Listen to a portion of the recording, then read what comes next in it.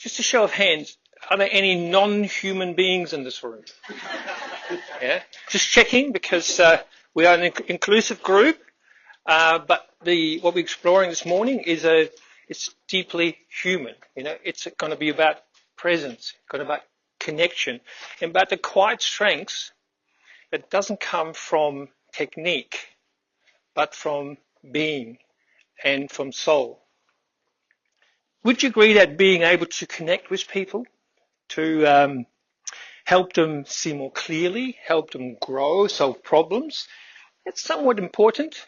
Yeah, would you agree? Just a show of hands, yeah.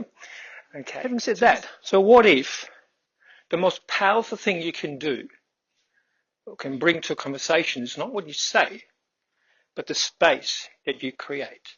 Yeah, it's not the content that you deliver. It's not the brilliance of the brilliance of the advice you're giving, but the capacity to listen deeply and to hold the space. So that's what the session is. Give you an experience. So for a moment, just sit back for a moment and just relax as much as you can, as much as you like, and just reflect on the words I'm going to share with you. I want you to imagine it's just about 12:30 p.m. And I know what you're thinking. It's lunchtime, food. You're walking out of this room into the lunch break, same conference, same people. But somehow something feels different. You feel a little lighter, a little clearer. And as you step into the conversations, you're not pushing. You're not chasing. And there's a quiet energy around you. You're grounded, but open. You're present, but playful. And without even trying, people start responding differently. And it's not because you said the perfect thing. It's because the space you've created inside you and around you. And that space is an invitation. An invitation for deeper human connection, insightful conversations, fresh thinking, and maybe even a few quiet ripples to start moving through the world around you. And the best part, you didn't have to do more. You simply showed up differently. And today's session is about that difference.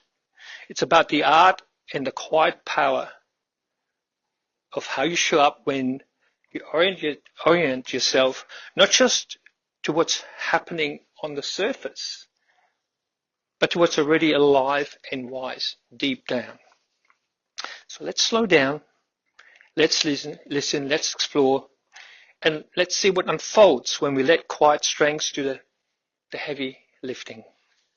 So what if the most powerful thing to bring to a conversation isn't what you say, but the space that you create? That's the theme, right? Nice words on the wall, right? But how true are they? Okay, is it embodied yet? One of my favorite slides. Who's seen some of you have been in my presentation before. The real problem of humanity is the following. We have Paleolithic emotions, medieval institutions, and godlike technology, right? I always like to use that slide because it's sort of telling. Who came to the session with Sandy this morning? All right, talked about autonomy and how difficult it is for many people. All right, so who's familiar with the term complexity? Okay, living in this complex environment. I have a passion for living adaptive systems and trying to help organizations shift from hierarchical setups or hierarchical thinking to step into self-organizing thinking. And that can be a very big step. But the problem I see too, we're trying to work in a complex environment which is organic, which is sort of we can't predict it. It has a mind of its own, but we're trying to control it with hierarchical thinking. So I want to give you space where you can sort of step into what I believe that we have a natural self-organizing, we are a natural self-organizing organism, but we sort of force into a mechanical way of thinking. So that's my big why. How do we deal with that? The other thing, who's familiar with Tristan Harris from the Centre of Humane Technology? But he says this: we have crossed the line where the rate of complexity of the issues we face has surpassed our ability to make sense of them using conventional thinking, right? So I'm offering you today the step. Conventional thinking comes from what I call the ego mind, right? The rational mind. And I'm not sure if you're familiar with this man here. I think a man called Albert Einstein. Anyone heard of him? And a famous quote: "No problem can be solved from the same level of consciousness that created it." So it's about stepping. So from a rational mind perspective, and what I was trained to in neurosemantics was about stepping away from our thinking and checking on it, right? So it's kind of this thing here doesn't have what I call an innate bullshit detector, right? So it doesn't naturally check in. It is good thinking, healthy thinking, useful thinking, right? So we kind of rely on how many of you actually sometimes how many have beliefs? So the few hands aren't going up, so you don't have any. Okay, how many have beliefs? Okay, some of you have beliefs. How do you know that's a good belief or a bad belief? How is it useful or not useful? How many of you step back and go, hang on, is this belief useful? Is it helpful? Does it serve me? Does it serve other people? Who does that? Oh, we've got a few people in the room. You're more advanced. Excellent. Right. But it takes effort, doesn't it? You actually have to check in on yourself. All right. So that way you're stepping up. You're stepping up. You're stepping up your level of consciousness. Who has to work with sometimes works with difficult people? They're kind of sort of more resisting, right? So they would resist, or they would get stuck. And then I would get stuck in their stuckness. Because I thought that I had to fix them. And then I heard something really interesting when I say a line that I heard many times before, and it's what they call presuppositions or an operating assumption in neurosemantics. It's people are not broken. Yeah? People are not broken. They work perfectly well in accordance to their map of the world. Right? What happens? Have you ever looked at someone or come across someone and you thought they're broken? Maybe in a different wording. Something wrong with them? What happens when you do that? What happens to you when you do that? Yeah, you now put a label on this person through your frame of thinking, through your filters, and then you treat them accordingly. What happens in your body when you do that? Your breathing might changes. You might have a little little thing in your front. You squeeze your forehead. You might have a slight slouch. You might compress your muscles. What kind of energy are you projecting on the other person? Are they now feeling really welcomed and want to open up to you? No.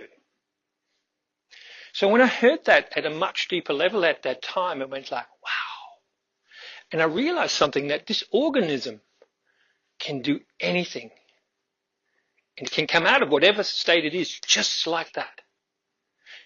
The rational mind of this person might not want to come along on the journey, right? But if I can get around that.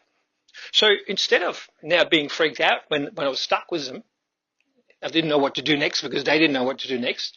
All I thought I had to do was to just sit quietly with them. Very relaxed. I don't have to fix them. And generally after what, who likes to sit quietly with someone? In the awkwardness. This is the thing. When you put pressure on yourself, you feel awkward, and something's got to give. Someone has to say something at some stage, right? But if you can just sit back and go like, okay, let's see where that's going. Be curious. So, and eventually something would pop up. So now that we arrived here, we did a little induction session to get you into give you an experience how you might be walking out of the room later on. Anyone scared of that? If you might walk out into the lunchroom, being quiet, being present, sort of connecting with people without saying much. Do you have an issue with that? Or that'd be useful. Still thinking. Okay, I'll let that settle. And by the way,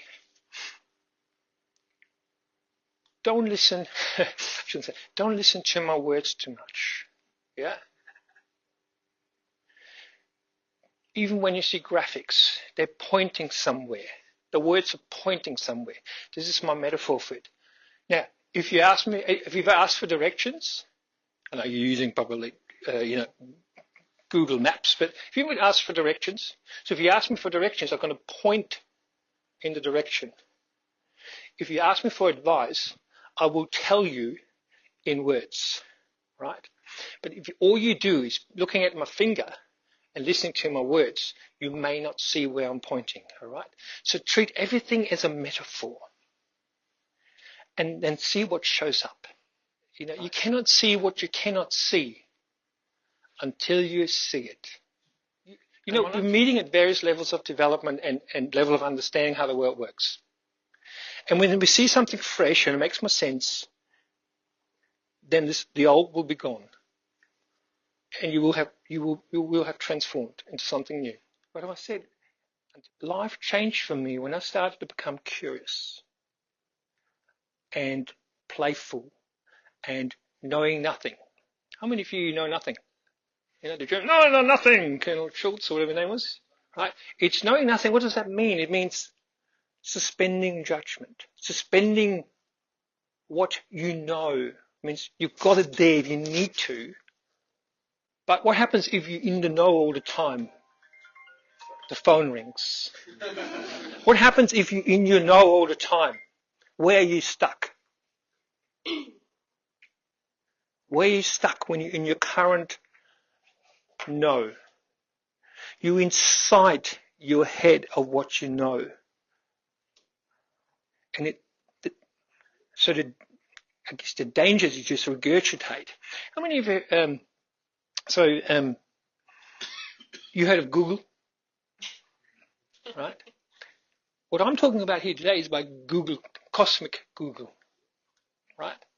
But if your mind was a standalone computer, not connected to the internet, what kind of information can you get out of it? Only what's in it. But you can't get any fresh information, all right? So this is the danger of knowing. So sometimes it's stepping away from what you know and think maybe there is another way. Maybe. For coaching, for example, why would you want to coach? Is anyone in the room coach? We've got some coaches in the room. Why?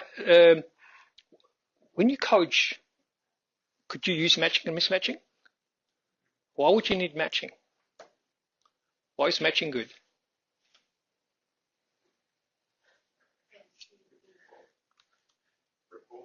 Rapport. Right? Only when you're in rapport with someone, it's like you're in the same rhythm. Yeah? And there's what we call mirroring and matching, right? Similar body physiology, there's an alignment, right? So to build rapport, what does rapport do? Trust. Why does it build trust? We're the same when we're on the right track. We're the same in what way? What can you expand on that? Connected, you understand. Yeah. What the other person sees in you. So if you breathing is very powerful, by the way, too. If you breathe like that, yeah. Sometimes it's a bit more difficult to match because if someone breathes, it's like it's easy. You can see it, and then you go, oh yeah, yes, I can hear what you're saying. Yeah. Yeah, sometimes it's very subtle. Anyone stepped into someone else's shoes? Who's been with someone and you got a real sense of them, like you could feel them? Right? That's being other referent. If you want to understand someone, step in. What does the world look like through their eyes looking at me? See what comes up. Really, really powerful. Right? So what's it like you're like. So if the other person sees a reflection of themselves in you, so if you come with them and do similar things, similar breathing, similar tone of voice, they feel comfortable because it's like they're speaking to themselves, right? Where does mismatching in this come in? Because it's coaching. What are we trying to achieve in coaching? Other perspectives? What else are we trying to achieve in coaching? What's the purpose of coaching? Growth, yeah. What does that mean, growth? What does that mean from a coaching perspective? And growth, what does that mean? Yeah, change. You want to change it. If you want to change something, sorry, be mindful. I don't want to change them. I want to help them. If they come to me for change, it's their change. I never change anyone. I say, do you want change? Good, keep what you have. None of my business. Do you want change? Do you want to play? Yeah, I want to play. I want to make things playful. Let's see what the other side looks like, and then you decide if that's where you want to go. I want to hear what comes what comes from within you, and see if that fits you. Because that's another thing I said earlier about that. When I shifted from seeing a broken person to an unbroken person, the things that came out of the other person's mouth didn't come from me. They came from somewhere deeper from within them. And generally, that was much more aligned with their true nature. Right? So, but mismatching that now I'm going to challenge your beliefs. I'm going to challenge your thinking because I want to step outside and see something different. How many of you seen that the iceberg system, model of system thinking? Who's seen that? Yeah. Some of you seen that? Yeah. I'm just using this again as a metaphor. Now, there's different levels, and see them as different levels of consciousness. So just quickly, the top one, the events, right? The events level. What's a good example of the events level? Who remembers not that long ago, people ran for the toilet paper. Do you remember that? All right. Reacting. Right. Someone says lockdown, we run for the toilet paper. Some of them. Okay. The next level down is the patterns of behaviour. You know, how many of you sort of have? Anyone have routines? Probably not in this room. Yeah. When you wake up, who goes, your sequence of going bathrooms and all of that. Yeah, have certain ways of doing it. If you had to do it differently, it would cost you a bit of angst. You could do it, but you kind of have to put some effort in it. Right? System and structure. These are your belief systems, your identity roles. Who works in a hierarchical system? Yeah, top down. Yeah, right. That sort of occurs in nature, doesn't it? Who made that up? Who made up a hierarchical structured system in an organization? Did someone make it up? Somewhere down the line? Did we make it? Did nature create it? Did we create it? Right? So we can, if you want to change the system, we can just redesign it, right? What does a hierarchical system do? How do people in government organizations walk around?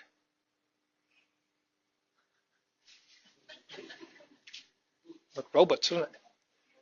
It's a system. So they have embodied the system and we listen to the language they speak. They have a certain speak. How many worked in a flat structure, startups or in an organization that is built on living adaptive systems around identity, right? We're differently organized. How does this organization walk around? Right? More like flow. So system structure from a human experience point of view, what norms, what rules control you, right? And are these your rules? Are these your norms? Or did someone impose them on you and you just validated them, right? So if you want to see, they're built on assumptions out of mental models. What's the assumption behind it? So you asked before, how many How many of you have beliefs? All of you? And what belief do you have about those beliefs? Who asked those kind of questions? And where did you learn to believe those beliefs? And whose beliefs are those? Oh, my mum and dad used to say that was the right thing to do. Ah, so they're their beliefs. Does that mean you have to hold on to them? Is this a good belief? Does it help you, serve you? Not really. Do you want to hang on to it? Not really. Just on a different way of looking at this and holding a different idea of holding about a belief that would be more useful. Yeah. What would it be? Oh, X, Y, Z. Oh, and how does that land for you? Oh, it's a bit more relaxing. Yeah, more calmer. Yeah. I feel it's more possibility. Oh, is that a good thing to have? Yeah. Yeah. So that sits in there. My neurosemantics world was in that. We're looking at what's happening in the head, and then we look at the layers that hold it in place. It's a self-correcting system. The highest frame controls the game. Right? Your highest intention will control the game. What's missing in this? What's missing in this? Because that used to be my world. I would play in. And the way I look at it, most of the world plays it, they're focusing on the iceberg. Where do icebergs live? In the ocean. What are icebergs made of? The ocean water, right? Imagine that each of us is an iceberg. We just have slightly different shapes, right? And I look at you, go like, that's a different iceberg. Oh, look at that one. Look at that iceberg. I'm not sure if I like that. He's from New Zealand.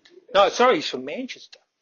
I'm not sure about Manchester icebergs, so I like them too much. Right? Yeah, versus this iceberg here, Peter iceberg, originally from here, but from Boston now. I love him. He's got a good shape. I love his hair, because I don't have that much, right? And what about Emma here, right? Well, she's kind of okayish, but not quite like me, right? It's duality. And we're kind of relying on having good thinking in here that then manifests itself in the others, right? So if you're reacting to something, it's like, oh, hang on, what's my assumption about this car in front of me who doesn't go fast enough, right? Is it a car's problem? Is it my problem, right? What am I rushing for?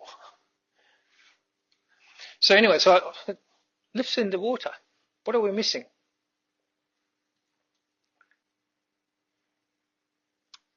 So what I started to see is that there's another level of consciousness.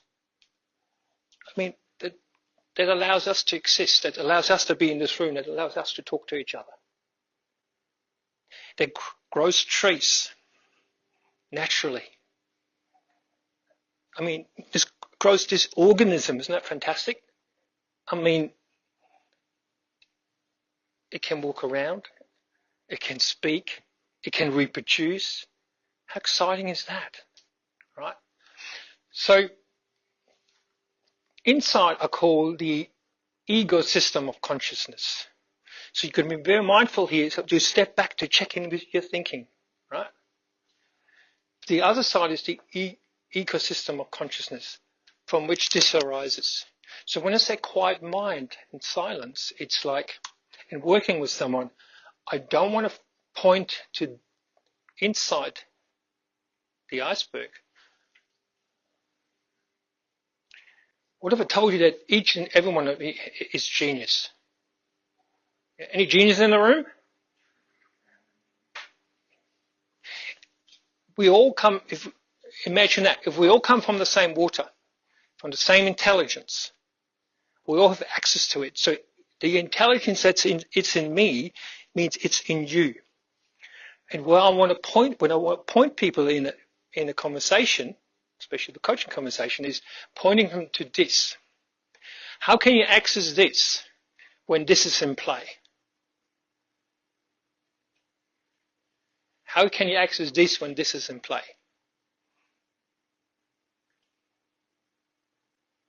What happens when you're stuck in your head?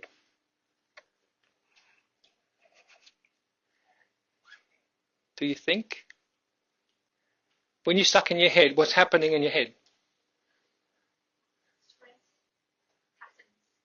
It's just you're spinning in here, aren't you? You keep talking, and when you're so dense with words and talking and stuff going on in here, how many of you have showers in the morning? It's a trick question, and I'm checking the level of hygiene in the room. Let me say one before. When do you get your best ideas? When do you get your best ideas? For some, it's in the shower. Who gets you have a challenge, a problem you need to solve, and it just doesn't come to you, and then you're having the shower and singing away, or maybe it's in the car. I like to daydream in the car. Part of me still pays attention to the road. Just want to let you know that. But I like to switch off, especially if I'm in sort of heavy traffic, because otherwise I get annoyed. Right? For some, might be to walk on the beach. Right? Who had that where you suddenly just out of the blue something came, right? It's most likely that you tapped into this. So a good question to ask, where does my thinking come from? From here or from there, right? Who's been stressed? Who's been anxious? Who's been joyful and happy, right? When you feel stressed or anxious, or even if it's a pattern, do you go, because of my childhood, I have this.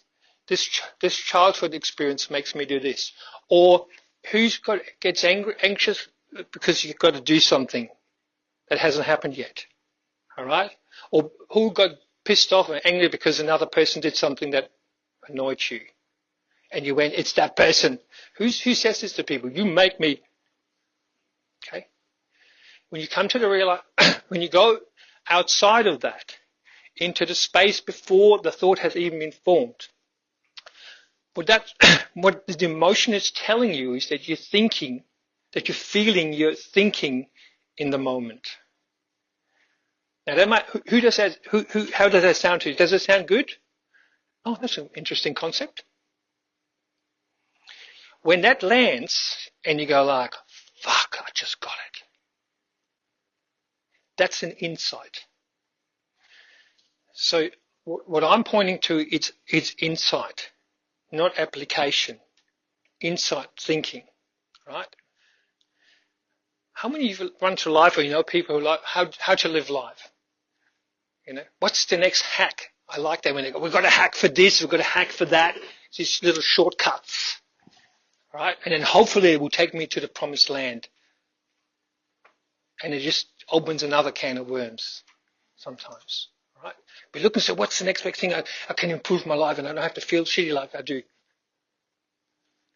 When you shift to how life works, how the human experience works, you walk through life through a total different perspective. And I'm not saying, how does life work? How does life work? How does life? It's not in the forefront. It's just in the back. We're just running curious to life and see what happens, see what shows up. Does that make sense? Okay. So think about when you show up back, when you go back into the group and you have your lunch and you have conversations. How does life work? I think it was Jung who said, most important problems in life we can't be solved, only be outgrown. Right? So transcending that problem. And transcending the problem is about if you approach like, how does life work? Right? So it's not pressure. I don't have to solve this right now. It's like, well, something will come to me in the face. How many of you have heard of a gentleman called Leonardo da Vinci? The turtle. What did Leonardo da Vinci do? How did he go about life? And it's fascinating because apparently he kept a journal of questions. How do birds fly? How do they flip their wings? How do they land? And the interesting thing, apparently he never waited for the answer. He just asked another question, and then the answers kind of came in the process. Yeah, but it's just because you're not putting, I have to know. This is why when you have to know, the answer doesn't come. But the moment you step into the shower, and it's not about the length of the shower, by the way, it's just, or you step into the car, you go for that walk, it comes up because the mind quietens. Or you might have it in a quiet conversation. So when I say quiet conversation, not about being stum, it's just like you're grounded. This is what I like to use, especially in coaching, to calibrate and track where a person is, or get a sense of their world and where they're at, right? So imagine that, we bring our intentions into the world. Energy flows where attention goes is directed by intention. Intentionality is inside the why. Why do I do what I do? And attention is what we pay attention to. The what, the how, the where, the when. It's outside of us, right? So if you're not heading in the direction you want to, check in with your intention. Because the attention just follows the intention, right? So what happens with if you go to do something that you don't really like, it's like, oh, too hard. If something's too hard, you must do what? Avoid it, right? That runs in the back of your head. So what I used to teach flow states and becoming intentionally for something people didn't like, find the highest intention. So weight loss would be someone like, oh, okay, why do you want to lose weight? Oh, so I can fit in my clothes. Okay. Exciting, right? Oh, yeah. Why else would you want to lose weight? I have more energy. You like having more energy. Yeah, that would be nice. And that's really important to you, isn't it? Yeah, why is that important? Oh, because I've got little children. Oh, and you're like, oh, how much you do. And if you have more energy, what happens then? How does that make a difference? Because then I can play with my children. And you like that. I love that. And playing with your children, how's that important to you? Because then it brings joy to them. You love that, yeah. And why else is that important? I'm pushing up and pushing up and pushing up. I want to see what's the highest level. Why else is it important? Because then I live longer and I see my children grow up and I can see them having children. And that's really important to you. Oh, yeah. And you can see the energy shift in the body. And when you find that threshold, so everything that you do where you're moving the direction you want to, this is somewhere in play, right? You hit this threshold and you become, even if you not necessarily like it too much, you will pay attention to all the things that will drive you towards it. But if it's avoidance, you will find the things that move you away from where you want to go. So this is a good map to put on someone to listen to when they talk about self. Oh yeah, I'm just I'm just a small player. Oh, I'm just an agile project manager. Oh, I'm the best fucking agile project manager in town, right? This is the thing. All you need to listen to in conversation. People tell you their stories, right? They tell you about others. Oh, don't trust people. They're going to earn my trust. Or like, I love people. I love finding out who they are. Yeah. But if they do me wrong, I take some credit off. Go the other direction. Or, your world. What's your world like?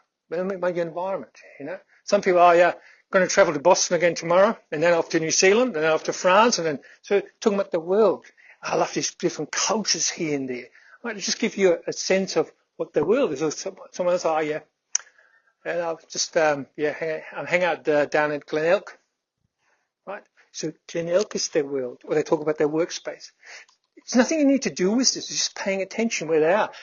And I can hold the space for them, right? Who's got time? Oh, I never got enough time. I'm running out. Always chasing. Okay? Let's also tell time your friend, your enemy, right? So people will talk about time. What are your capabilities? Oh, I can't do this project, I can't finish because, I've got to wait for the boss. We talk about self-autonomy, no, I just make, if it's meant to be, it's up to me. I make my own decisions. If nobody makes a decision, I will make a decision. So they're giving you clues, and it shows up in their body, right? Now, if you want to help someone, and they're a bit irate or whatever, or angry or upset or anxious, what can you do to help them from a quiet conversation perspective? What can you do to help them? How? Let's pretend they're a little bit irate, right? They're a little bit upset about something. Doesn't have to be about you. Or they're a bit anxious because what can you do with quiet strengths? What can you do with quiet strengths? Where do you want them? What state of mind do you want them to be in? They're a little bit irate, a bit upset, a bit anxious. Doesn't have to be much, but just if someone is anxious, what do you notice about their body? It's tense. So what do you when you come across someone that's tense, what do you do? Do you get tense too? Yeah? And what are you projecting onto them? Your attention? So if you want someone to be calm, where do you need to go? You go calm. Because you know what? You know what? Because you know that they are not broken, right? They're just in that consciousness right now. So, you know the consciousness level? See where they're, get a sense of where they're at. Reactive, system, pattern, assumptions. But if your intention is, all you want, they want them to be calm. So if I want them to be calm, if I show up calmly, what happens to their tension? Right? And when you have them calm, what do you enable them to do? What happens to their mind? If their body is calm, what most likely happens to their mind? Yeah. So there's a chance, because you're creating an environment for them to calm down, to settle, and allows some intelligence, some wisdom comes through them. All right. Now, you can't force them to have an insight right now, but you're creating the environment for it. Right. Okay. Bit over time. I want to just finish up with one quote. Listen, there's nothing on your mind to this quote. This is from a Zen master. There's something awake in me that's asleep in most people. And when they've spent time with me, it wakes up in them. And the more time they spend, the more awake that is. And sometimes through grace, not will, what is fully awake in me awakens fully in them. Right?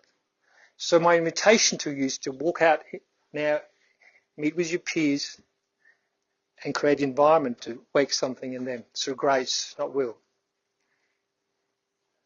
Thank you very much, guys.